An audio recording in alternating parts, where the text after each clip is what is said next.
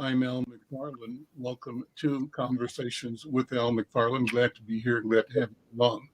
Monday, we focus on civic and community concerns, and glad to have an important conversations with leaders at the Minnesota Council, Council on Minnesotans African Heritage. Linda Sloan is here, Theodore is here, Quincy Powell is here, and today we want to talk about the Crown Act. Linda, let me go straight to you. Welcome and good afternoon. Good afternoon, Al. So good to see you again. Good. And good to see you as well. Theodore, how are you? Very well, Al. How are you doing? I'm doing good. I see my friend Artiste is here. Artiste, let me have you come back in later in the show. I'm going to put you backstage. I had hoped to have Tyrone Terrell and maybe Reverend Porter at the end of the show to talk a little bit about the the anti-crime initiative that they're doing in the community in St. Paul. But we're going to move that back to probably next week. And Artiste, I'll have you come back to join that conversation. So Artiste, we'll talk to you later on. Thank you for being here, though, okay? And I see Representative Esther Agbaje is here. Diana is here. Diana is my partner, and Dee Phillips from Hawthorne. Good to see you both. Linda, let me start with you. Jump right in. What's the Crown Act? I think because we have Representative Agbaje with us, I think we should just let her talk a little bit about it. I know today is the first day of session and she's got to get back. So maybe we do that. She's the author of the bill. Absolutely. Representative, how are you? Good to see you again. Good to see you too, Al, and hi everyone. Glad to be here. Yes, we are back in the first day of session. We just had our first floor session, and there's a number of meetings and committee hearings that'll be starting up this week. So one of those on deck is for the Crown Act, which I have the honor of carrying this year. It had been introduced back in 2020 by Representative Rena Moran, so really thank her for spearheading that in the state of Minnesota.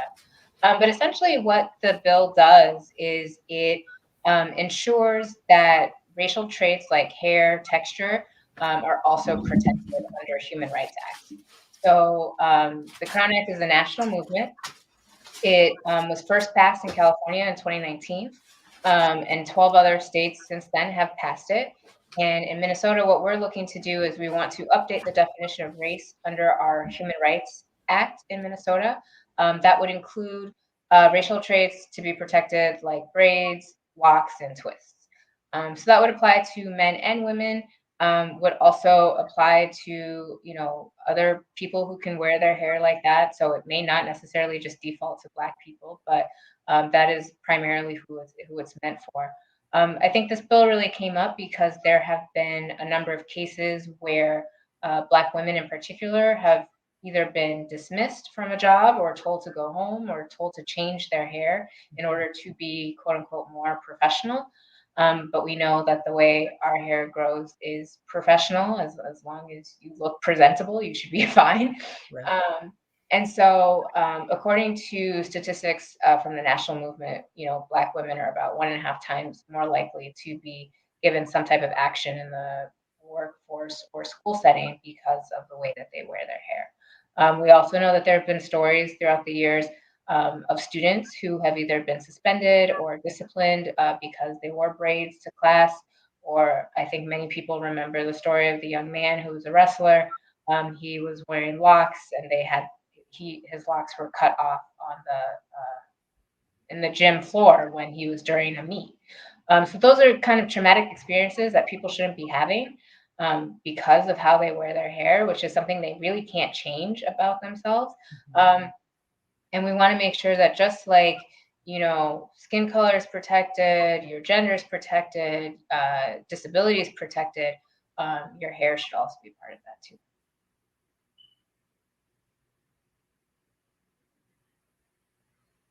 Can't hear you if you're speaking now. What's the process? Thank you. What's the process for moving this legislation forward? Where is it now? And what's the end game, the end goal? Yes. So we reintroduced it for the new session in 2021. It'll have its first hearing in the House on Thursday. Thursday morning. So I'm sure we'll talk more about that. We'll definitely want members of the community to watch and share that. We are still virtual at the Minnesota House of Representatives, so we won't be able to fill a room per se, but we can fill social media and have people share the link that day of the committee hearing. And also, when you're sharing that link, share your story of where you have felt either pressure or have been explicitly told to change your hair, because we want to make sure that more people across the state are hearing that this is happening to real people. Once it has its house hearing, we believe it's only just the one committee, the Judiciary Committee. That's where it'll be on Thursday. We hope that in the Senate, it'll also receive a hearing. Senator Champion is carrying the bill over there. But if it doesn't, we hope that it comes up in negotiations at the end of the session, where a lot of bills kind of get put together and negotiated on. And that's where we'll be fighting really hard to make sure it gets passed into law. What's happened in other states? Other states, so as I mentioned, 12 states have passed it. I don't know them all off the top of my head, but I know California was the first one. I think Colorado is a recent one. New Mexico, I think, might be a recent one. And so, those states have passed it. I think they've seen positive results. I think it's helped to kind of clarify what their human rights laws do. There have been efforts at the federal level. It was introduced in the House of Representatives, I think also the U.S. House of Representatives, I think sometime in 2020. And that had passed the House there, but it hadn't been taken up in the Senate. So it's still something that still needs to get worked on at the federal level. And then we don't have to do this kind of hodgepodge of 50 states. And I'd love to have you sort of dive a little deeper on the meaning. What's the question? I mean, it's a question of identity. Who gets to determine what the standard is?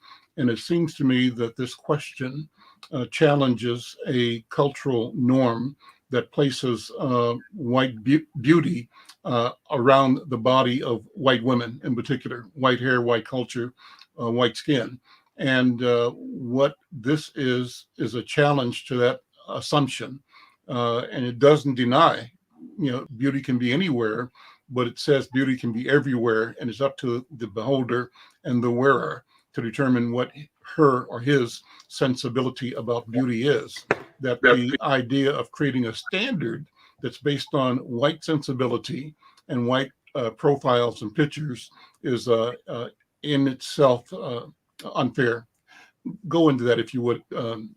Yeah, definitely. I mean, I think that that's kind of an unfortunate history of this country, right? Where the power structures tend to suppress and deny the whole personhood of many people. I think we saw that with enslaved Africans. We saw that with indigenous people.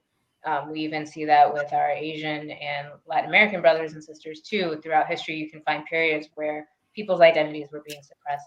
I mean, I think the thing that's really interesting about Black hair in particular in the history of the United States, you can go back into the late 1700s, early 1800s, especially in what is now Louisiana. There, free Black women, or mulatto women as they were called back then, used to wear their hair in elaborate styles. They would put in beads, they would put in feathers, and for a while it was fine. But then they were attracting the attention of white men, which in that white supremacist society was not okay. And so then they put in laws saying Black women had to wrap their hair up. They still found ways to still express their beauty, even with the hair wrap. But it's things like that you see that continues to come up. I think, yes, then for a long time, people followed Eurocentric beauty standards, but then we saw another resurgence. There's resurgences throughout the years, but another prominent one was in the 1960s and 70s during the Black Power movement, of people wearing their afros again, people being proud of that. And then we go back into another time period where people are expected to wear their hair straight so they can match the Eurocentric style. And I think in the probably in the past 10 to 15 years, we've seen that changing again, where there's now an embrace of what's called natural hair, where people are wearing more twists, they're wearing their curls, they're wearing their locks, they're wearing their braids, and they're doing it in all spaces and trying to show up as their whole self as much as possible. You know, the problem is not just in this country, it's a global problem. It's a problem where whites and blacks exist in the same space, and where whites have power and blacks do not. I recall that for a couple of years ago, maybe 5 years ago, ran a series of stories by an attorney in Panama. I think his name was Lionel Barros, who was litigating and writing about the experience of black children in Panamanian schools. And we ran these stories in Spanish and in English in Inside News.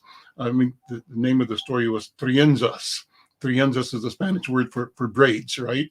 And the movement for affirming one's own identity and beauty is global and met with the same resistance everywhere. So in the public schools in Panama, children were being punished, shamed, families put out of school if the children dared to wear braids to school. If they went against the norm, the convention of the day, the convention being press and curl your hair to make it look like white people's hair. And so this is not just a Minnesota thing, not just a USA thing. It's part of the whole set of difficult arrangements that our people have experienced with colonizers and imperialists all over the planet. But as you are doing now, this discussion is taking place everywhere. And I think that we are and continue to be at a point of an evolving inflection, I guess, or reckoning, one which allows our people to articulate our sense and sensibility of who we are, of how we are, and our value to ourselves and to humanity just as we are. So let me bring other people. Linda, introduce the team you've got assembled here. Theodore, you can do it if you want to, and let's broaden the conversation. Theodore Rose is the Council for Minnesotans of African Heritage, our legislative and policy director, and I will have him go ahead and introduce the rest of the individuals on the call. Yeah, thank you, Linda, and thank you, Al, for this conversation and representing Agbaje for your leadership on this bill, this very important bill.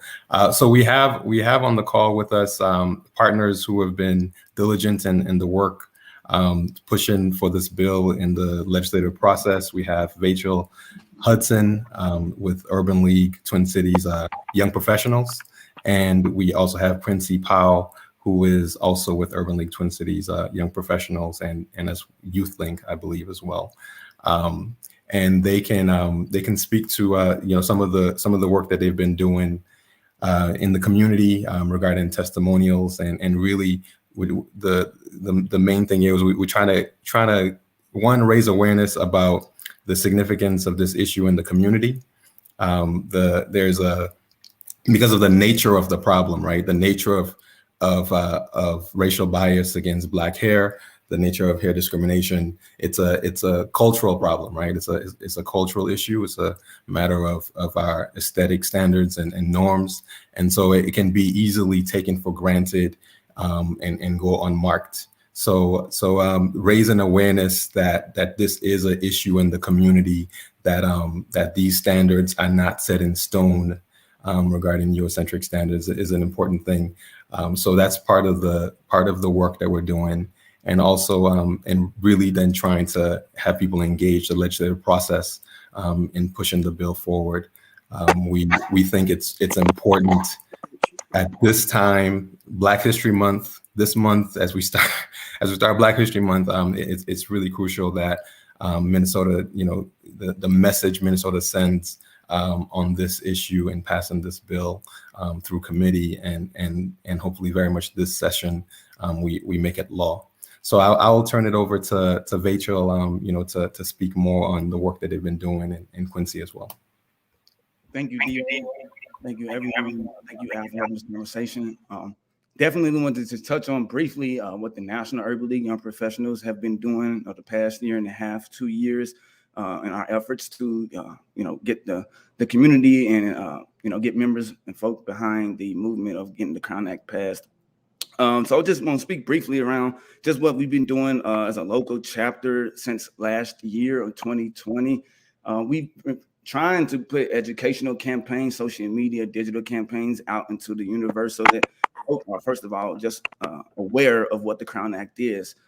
We tend to find out, which Quincy will talk a little bit about later, when it comes to engaging the community. A lot of folk aren't aware of what the Crown Act is, what it stands for, and how it helps them, how it protects them. So it's been our duty to kind of making sure that we are doing it in a creative, innovative way where we're not just talking at people, talking to people, but we're engaging, including people, partnering with folk from the community so that they're a part of this process as well. So I'll pass it over to Quincy to talk a little bit more about what we've been doing locally here in the Twin Cities. And then hopefully we'll get around some examples of some of the experiences that we've been able to hear folks saying. So Quincy. Thanks, Rachel. Yeah, so adding on to what Rachel was saying, some of the things that we've been doing here locally is really trying to partner with different folks in our community. One of the things that we recently did was do a photo shoot around the Crown Act, but before we engaged in that photo shoot, really had an authentic conversation of what is the Crown Act and how does hair discrimination show up externally and internally, and how do we address that, right? And a lot of people throughout that conversation were starting to realize that they've never really reflected on that, and they never really thought about how it showed up in their lives, and it has. And so one of the young men that day, I remember him saying, like, I don't think I've ever dealt with any hair discrimination. So we got in a conversation about what hair discrimination was, and then he had like 5 different examples of how he's actually dealt with that. And so really trying to push that conversation to really bring awareness around how this is happening to so many different people across our communities. Another event that we're trying to do and engage with the community is to do a panel to have a larger conversation with different folks across our community, different community leaders, DEI professionals, young professionals, students, and people alike.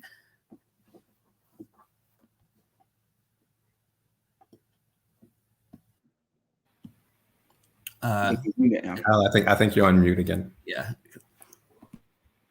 I keep muting myself. Okay, great. Well, Quincy, thanks. Quincy, I'm looking at your hair. How do you describe your hair?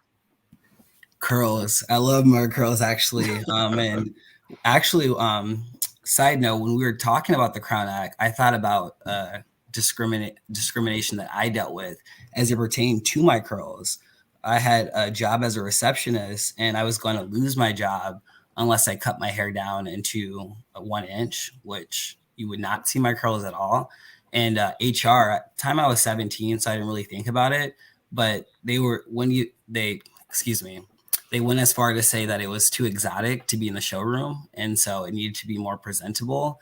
And so I didn't really think about it until we started having more of the conversation around what the Crown Act was and what hair discrimination was. And that was just blatant discrimination and obvious disrespect. And I cut my hair so I could keep my job, but it was super frustrating because when I was younger, I was never able to really have my curls. I never understood why we were always told to cut our hair. And so I was super excited to be able to grow it on my own and have the ability to have the say so over my hair. But then it felt like I did not have that control or ability anymore. And I needed to show up a certain way in order to be able to be in different environments and in different spaces and to keep my job, to pay my bills. So it's my curls, and I try to, live through those.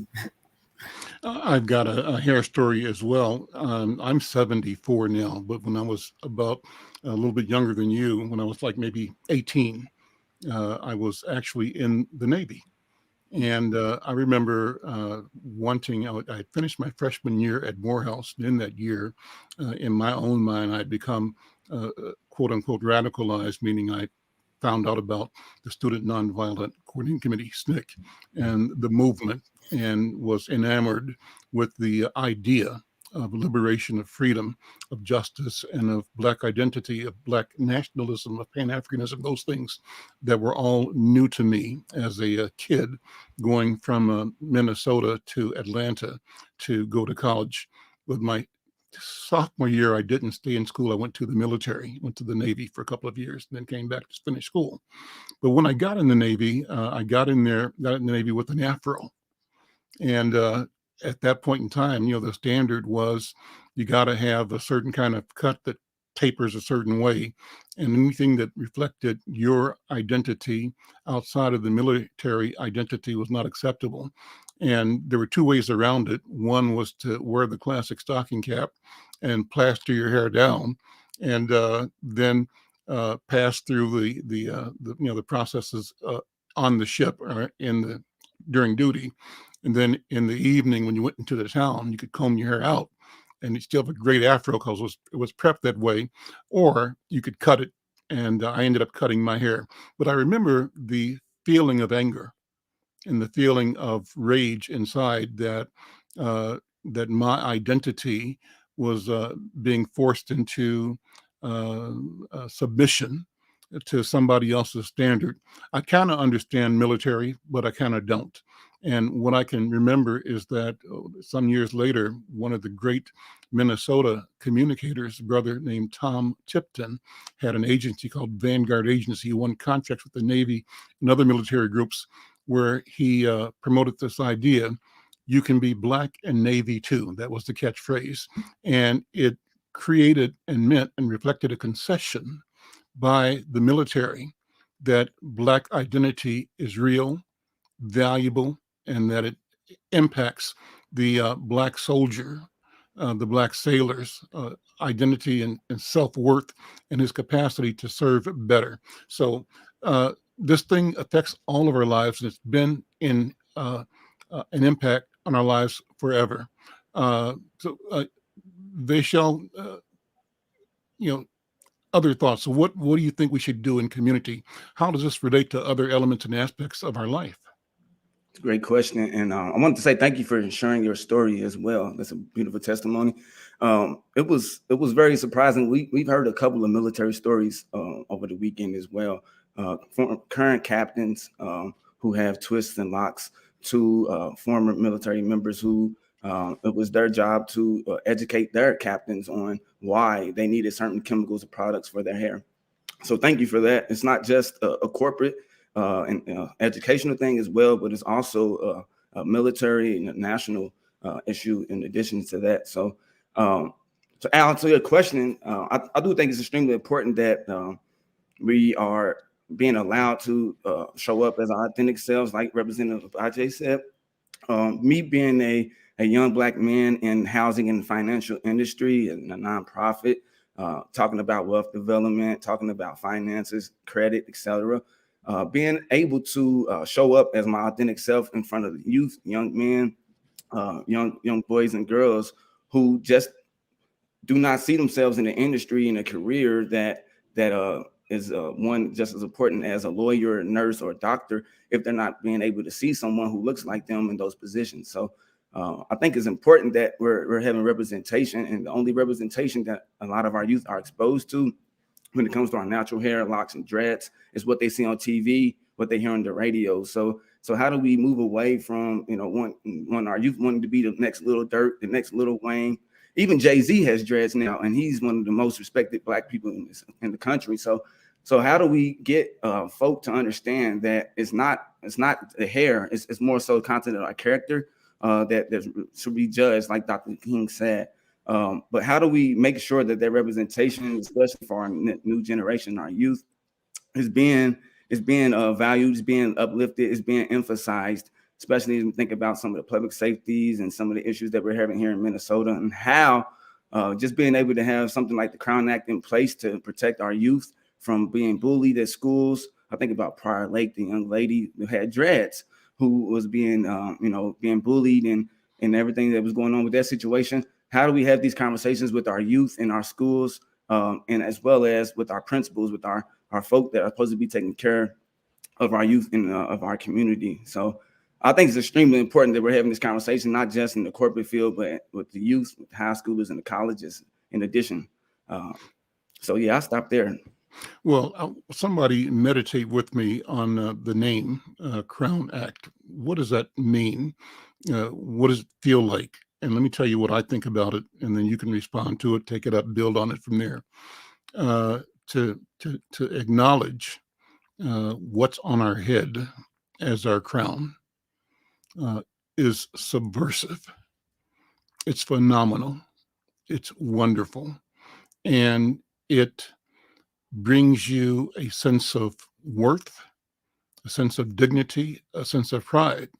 And then when you look at just the idea that uh, what grows naturally in your head and out of your head is a crown, that's a phenomenal thought.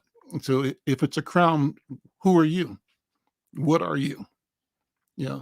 Then when you see what our people do with our hair uh, all over the world, but particularly in Africa, in African cultures and communities and societies where uh, the preparation of the hair, and now here, preparation of hair is high art, phenomenal, fantastic art, a statement every day in who you are, what you stand for, messaging, it's speaking, it's language, right?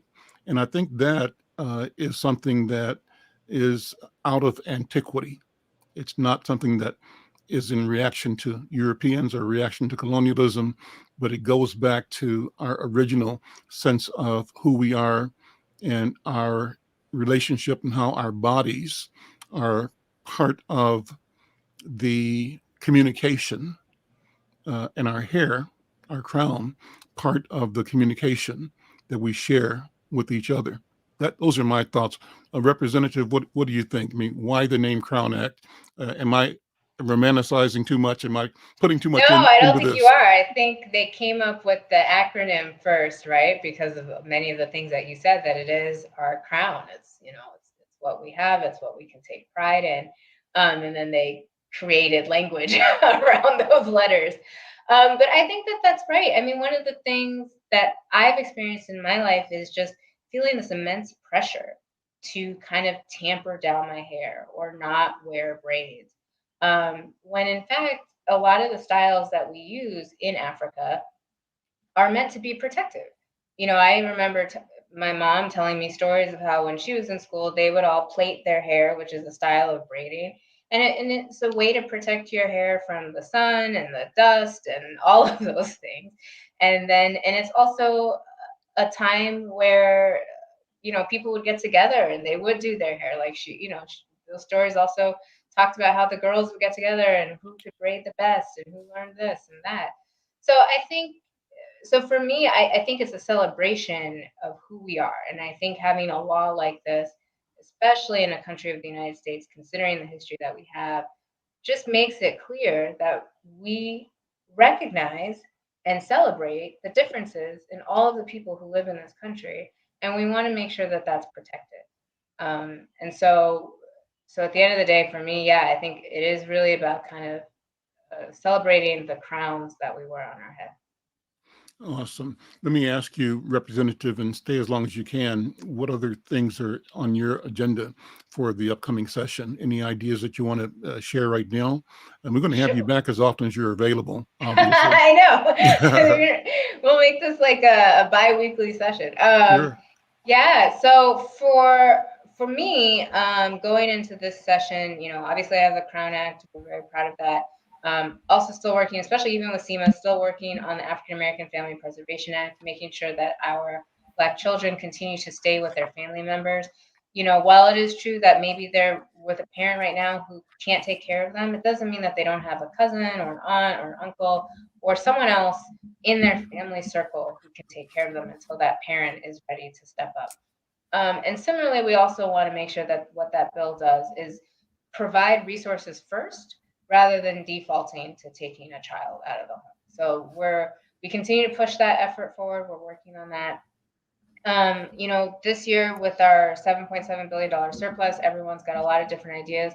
But one thing that I and members of the Posse Caucus are really interested in is, can we focus those monies into 3 areas that we know are going to see significant material benefits for people: housing, education, and public safety. We want to make sure that people are safe and protected. They have a dignified place to live. They have some stability so they can start to take care of other aspects of their lives. We want to make sure that our education system, especially the K through 12 public system, is well resourced, that we're paying our teachers well, we're paying our support staff well, and that we're providing those tools necessary to succeed in the classroom. And then finally, for public safety, Representative Cedric Frazier has a bill that for $100 million that basically provides resources for police to do their job well, because we want to make sure our police are being held to the highest accountable standards as possible, as well as additional funding for community violence prevention, violence interrupters, all of those things that we know that help make communities safe. And so those are the issues that you're going to be hearing a lot from the Posse Caucus and from other members of the legislature to make sure that we're doing right, particularly by Black and Brown Minnesotans, but we know that when we do right by them, everyone else in Minnesota does well. Is there a number that you could put around a price tag around the initiatives or ideas that are focused in those three areas to affect the communities of color? Yeah, we're still finalizing some details, so we're hoping in the next couple of weeks or so we'll have some numbers to present to everyone. Okay, great. Let me go back then to Linda Sloan.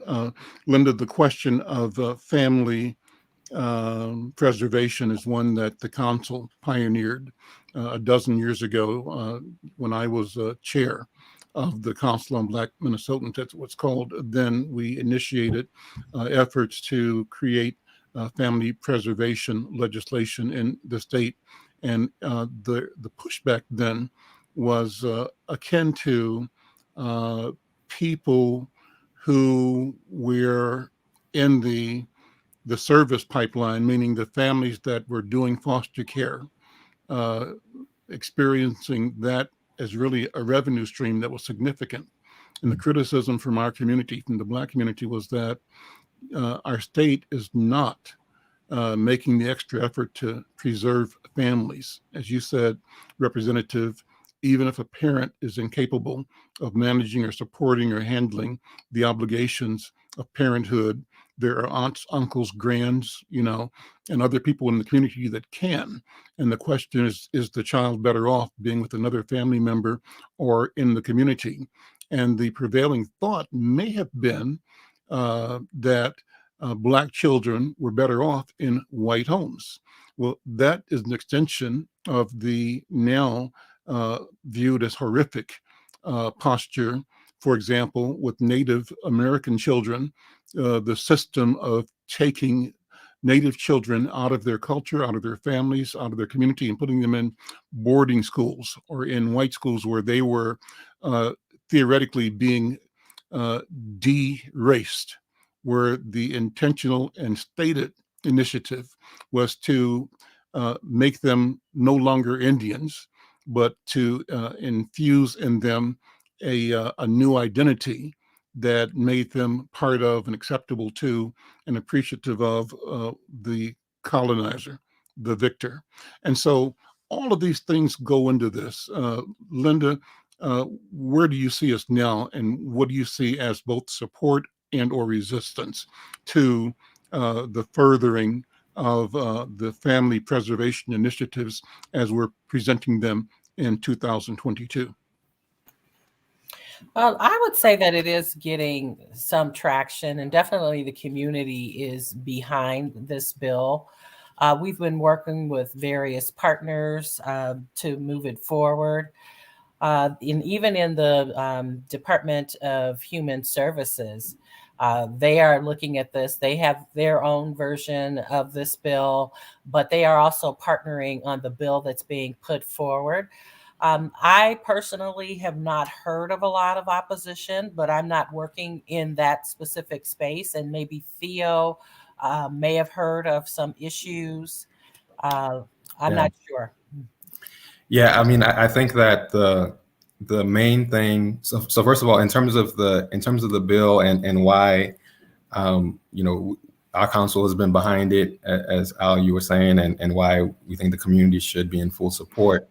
I think among various things, a key aspect is that issue of preservation, and the matter of really addressing whatever those unique, specific local needs are to preserve that family, to maintain the child's connection to those loved ones, right? So I mean, and that can take all kinds of remedies. That can, all kinds of resources can be had for that to happen. And so it's to direct our state and our regional resources towards that effect.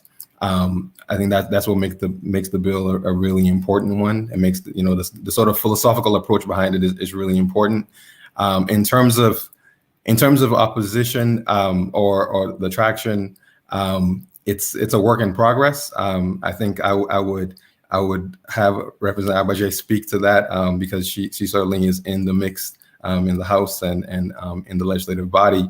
But I think that the main thing is us getting, from our council's perspective, is us getting community and getting other stakeholders to actually express their support for the bill.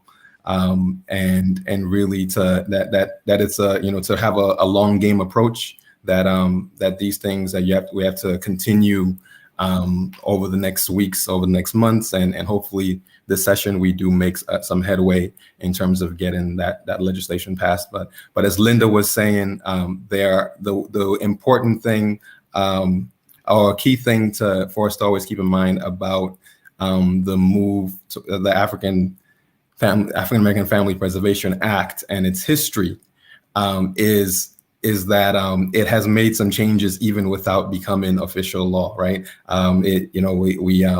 There are changes that have been made at both the state and local level based on the mobilizations that have come about because of this effort.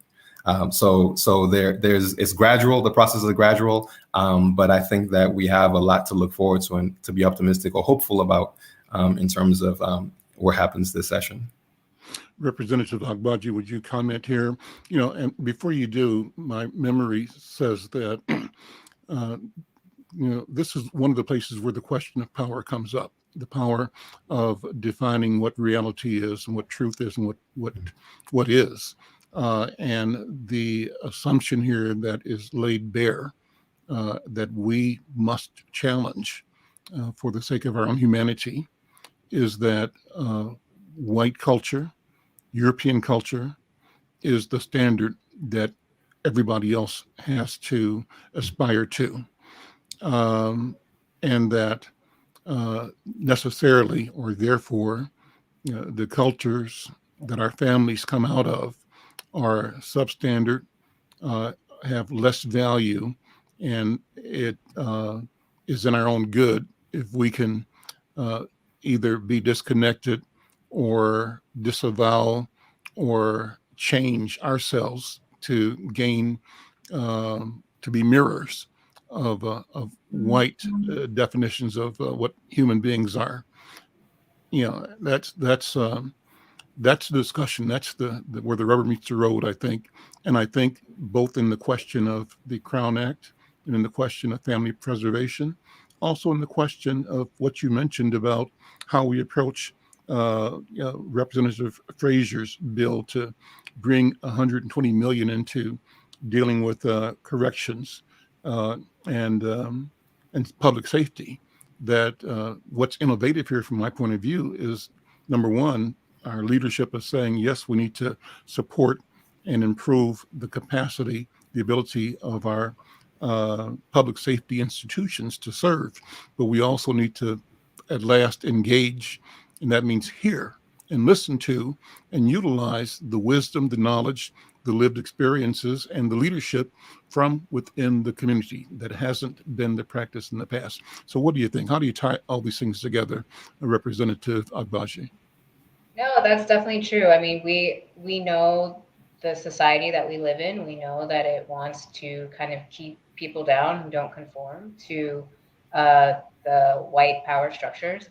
But what we also know is that there have been moments of different groups banding together and basically demanding their rights, right?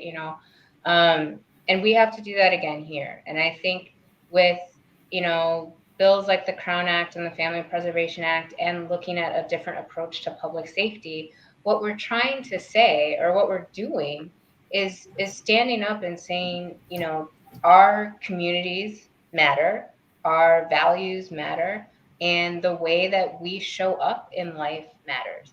And I think the more that we claim that space, the more you'll have even, I think our white counterparts start to recognize that. Now, that's not the goal because we're fully human, but the idea is to say that we are fully human, we are here, and we're going to take up the space that we deserve. And so I think putting all these together supports the idea of, again, creating healthy communities, safer communities, communities where people can thrive. And that's the purpose of all of these initiatives that we're putting forward. I think there is a role for, and it's a necessary role for our allies in the white community to play.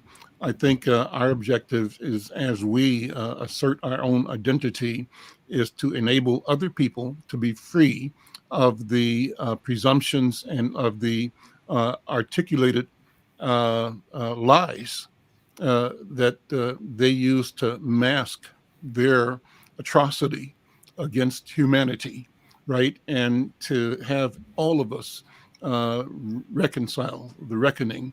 How do we look honestly and straightforwardly at the history of the country? And how do we look at our this idea of the democracy that we're creating? So I think we're on the right track. Kimberly is, I think here, Kimberly, bring Kimberly in if you would. How can I add? Go ahead. Sure. Yeah, I mean, I think that I just want to just highlight this issue of in terms of this week for the Crown Act and that last comment that you made, because that's the, I mean, in terms of the issue of discrimination, I mean, that's the opportunity with regards to the Crown Act, right? Is dealing very directly with these issues of inhumane treatment, of being treated less than, and the sort of black tax that's involved in how we go about our day to day and how we engage the broader mainstream society. So, I mean, the opportunity for Minnesota with regards to the Crown Act, I think, is to send a message that in Minnesota, Black people don't have to go through the ordeal, right, of being marginalized or getting rejected because they are Black. Right? I mean, because of their natural Black hair. They don't have to go through that ordeal. They don't have to be burdened by that extra tax that other people, or at least in the mainstream society, do not have to be burdened with. And that is what fundamentally makes it a human rights issue. And that's what makes it a thing that a problem that our human rights system should respond to very, very, very well, because the message that you don't have to go through the extra work, the psychological labor, the trauma of conforming, to a Eurocentric standard or to a white norm or mythical white images in order to receive and be recognized with respect, or to be considered to be professional, to be dealt with grace. As a human being in Minnesota. So I think that's what's really important. It's an important message for our community to understand, and that we should really push to pass this bill this session. Let me welcome Kimberly Caprini. She's a school board member for Minneapolis Public Schools. Kimberly, good to see you. How are you? Glad you're here. Happy New Year. Thank you. Happy New Year to you as well, Al. And thank you for giving me a few moments to just comment on this conversation. I have just my heart's been beating so fast listening to the stories, the bill that's being written. I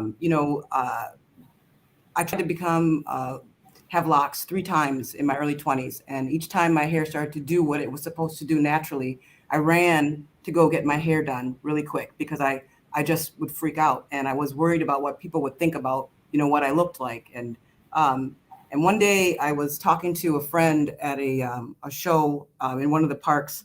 And he said to me, one day you're going to sit still, be quiet, and find out why it is that you want to be a dreadlock. At that time, that's what we said, dreadlocks.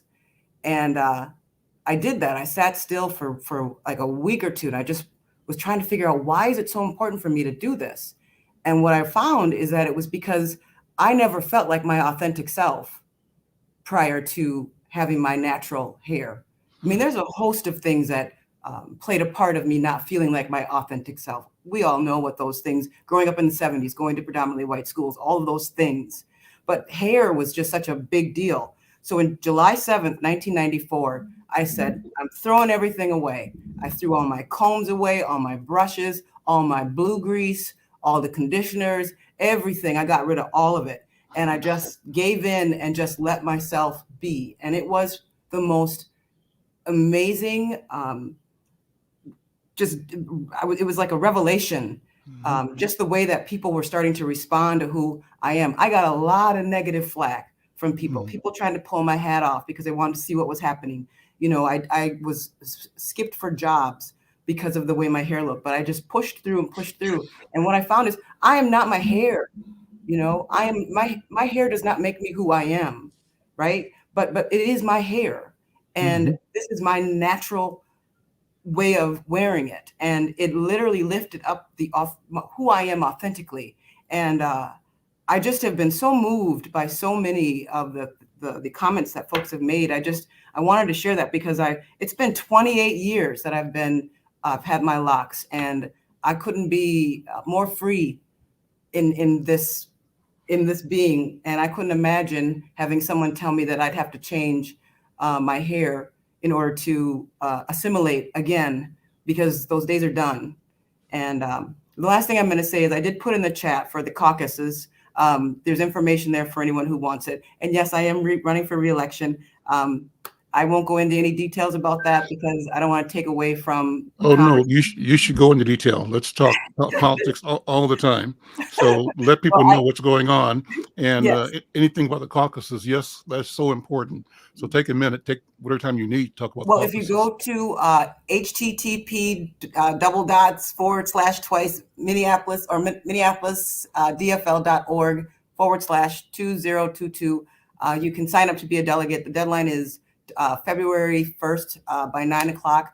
I have a website. It's KimberlyCaprini.com, all one word, KimberlyCaprini.com. You'll find out who my supporters are. You'll find out the work that I've accomplished over the last 3 years. I'm pretty proud of the work that I've accomplished in leadership roles on the board, the feeder school pathway strength that I've created in many of our schools, specifically here on the north side. My work's not done.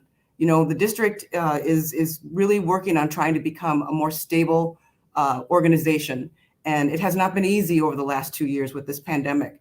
And none of us have been through this before. I told a friend the other day, you can't crawl under a bed to get away from COVID. You can't get in a car and drive away to get away from COVID. It's everywhere. And all of us have learned collectively how to move through this. And we started out with giving one another grace. And somewhere in the middle, we started to kind of throw rocks at each other because we're so frustrated with this COVID-19. I say all of that to say we do have to recognize that we have to move through it. We don't all have all the right answers, but everybody's doing the best that they can to serve each other and our children. So, and that's not just the district, that's every level of government, the city, the state, all of us, you know, are working really hard to move through this. The last thing I'll say about my reelection is, as I said, my time is not done, and we've done something that we're working on doing something different. Every 2 years, our district changes. There's changing of initiatives, there's changing of staff, there's changing of leadership. And it's time to stop changing and stay focused on a plan that is actually going to support children. And the strategic plan that our board will be voting on, I believe, is that plan. There's a lot of detail in it. It's not just talk. It's actually lays out by detail what is going to happen, conditions, and the ways to really set schools up for success. Site councils are a requirement now. That's something that's very dear to my heart. A lot of folks know that I've sat on probably 5 or 6, 7 site councils prior to getting on the board, just to learn how our schools function, and at the district level to see how the district operates. And that's what really started to field this fire in me to be on the school board, because I felt like there are things that I can manage. I pick up what I can manage and I move it towards the center. And in the last 3 years, I've managed to pick up a lot and move it towards the center. millions of dollars in capital improvements in Northside schools. I'm incredibly proud of, with support from my colleagues. The extension of full service community schools, again, the strength of feeder pathways, world language pathways on the north side as well. Super excited about that work. So I'm ready to, buckle up and move through COVID and get back to work. And I certainly hope that folks will check out my website and just learn a little bit more about me and reach out. I've got my information on my website. So if you want to talk, I'm ready to talk. Director Caprini, take a minute and describe for our viewers and listeners the structure of the district. How many districts are there, and how many are up for election? How many are representing a district? How many are at large? And who's running the show right now with the Minneapolis Public Schools? So there are 9 board directors. There are 3 at-large seats, and right now, District 1, 3, 5, and the 2 at-large seats are up for election. Now, I haven't heard of very many people announcing in the districts, and I'm kind of assuming it's because we haven't figured out the redistricting piece yet. That could be the case. My understanding is it's not going to change that much, but I'm not really sure. There's a meeting next week, I believe, with the Charter Commission to discuss the redistricting in Minneapolis. So that's what's up. There are 2 seats citywide. Of course, I want to keep mine. And then, of course, 1, 3, and 5. And then as far as who's in charge, Kimberly Ellison is our chair of the board. Really excited to continue to work with her. It's been an amazing 3 years actually working with the whole board. I feel like we have worked in the 3 years that I've been on the board in true governance, letting the superintendent know what our goals and values and mission is, and putting him to charge that work with in our schools. The sad part is we got punched in the gut by COVID, but it hasn't stopped us from continuing to implement the comprehensive district design that was incredibly important, in my opinion, to our district, to ensure that, or to centralize magnets so that more children across the city had access to those opportunities, and really build on the feeder pathways. It's my opinion that community schools, feeder pathways are what actually create strong neighborhoods, and strong neighborhoods support building strong cities. I knew that I wanted to send my 22-year-old to Henry when she was 3 years old. I just had to figure out how to get her there. And I did. And she is graduating this spring from the University of Minnesota with a degree in kinesiology. Very proud of her. Congratulations. Thank you very much. Extremely proud of that. I've got a 18-year-old that's also graduating from Henry in June, and she just committed to William Penn University to play volleyball. So, academics, thank you. Academics is incredibly important to us, but you know what? Those experiences and opportunities that will lift up that academic progress are incredibly important. So my fight for our kids is to ensure that, yes, I want literacy. I want to continue to move that dial. We moved at 2% prior to the pandemic. We moved math literacy to 2 points prior to the pandemic. But it's those opportunities with art and sports and club and all of those other things that bring out this holistic education that kids need in order to figure out what they want to do, what they want to be, or be successful. So I don't know. I'm just really excited about the work. I'm very passionate about what I do. I feel like I was built for this, and I want my job. One last question then. Describe the financial impact of the district. I'm, if recollection serves me, sure that this is about a $500 million, upwards of a $500 million business. What is the number? And the reason it's important to talk about it is that we don't talk about it enough. Education, the enterprise itself, is a phenomenal revenue organization or process and an opportunity. And the question is, does our community benefit from, participate in those revenue streams? Or is it that we simply get to be the product and somebody else makes the money? How do we change that equation so that our people not only benefit from the training, the instruction, but from the jobs, from the contracts, from the entire ecosystem that makes a school district? It's a financial ecosystem. How do we explain that so that our community is conversant and understands the money, where it goes, so we can watch the money and benefit from it? What do you think? That's a lot, and I have a lot to say. If I didn't have to be at the Davis Center in 5 minutes, I would.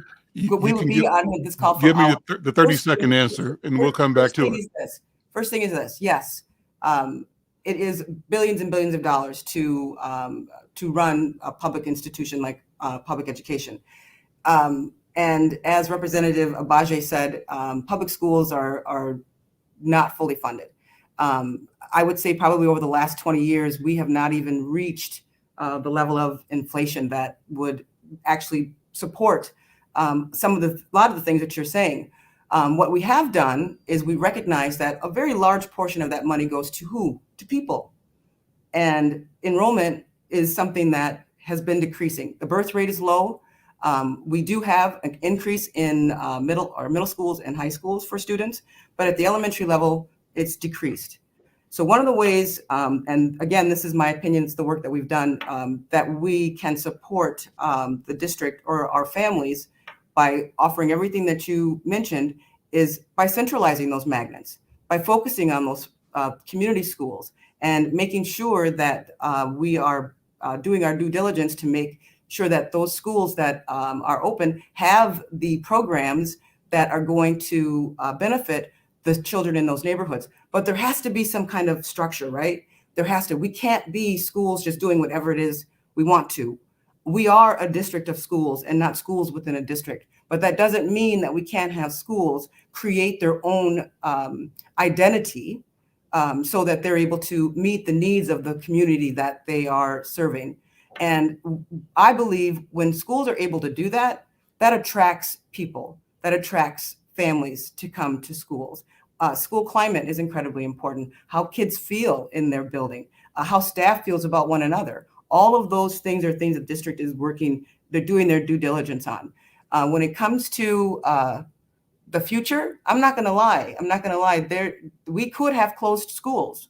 And we didn't. Instead, we decided to see where we were gonna land and really try and strengthen the schools that we have. And in the future, there may be a time where we're going to have to take a look at some consolidation, but not this moment. In my opinion, it's inevitable because, again, enrollment is decreasing, not just in Minneapolis public schools, but across the country. There is still a war, in my opinion, on public education, on public institutions. Look at the public housing crisis. When the federal government pulled out of public housing, look at where we are now. And I'm not suggesting the federal government's going to pull out of supporting public schools, but when we talk about things, I won't even bring, choice. It's great. Families should have choice. I completely agree with that. But when there's so much choice, it's hard to be able to continue to try to build something from the ground up. So public education isn't going anywhere. And the last thing I want to see is our kids who had an education education that I did growing up, where I literally didn't find out that I was dyslexic until I took an entrance class or test at my first year in college. And it just made sense why I struggled so hard. And that's another reason why I got into this work, was because I don't want to see kids like myself just struggle as much as I did. And people say, oh, she's so articulate. But I struggled to read. I couldn't even write a check at 25. That's not even right. No. So there's a lot of work to be done. And you got to run, Director Caprini. Thank you so much for being here, for your comments on the subject of the Crown Act, but also your general updating on the process for elections and the caucuses coming up. Thank you so much. We're almost out of time. I wanted to circle back to Representative Esther Agbaje just to tell you thank you for being here. Thank you for your work and leadership over at the state. And if you have a closing comment, and before and after that, I wanted to ask Diana to invite people to upcoming meetings at Hawthorne. So, Representative. I just want to say again, thank you particularly to Linda and Theo and Rachel and Quincy. You guys have been awesome as advocates and being kind of the backbone of this.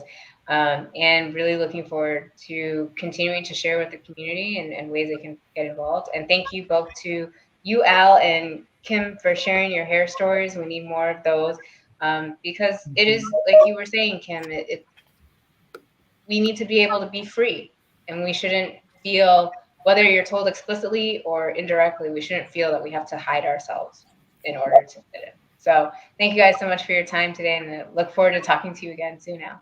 Thank you. Thank you. Diana, what's on the agenda coming up for Thank you, Al. Join us this Thursday morning for the Hawthorne Huddle.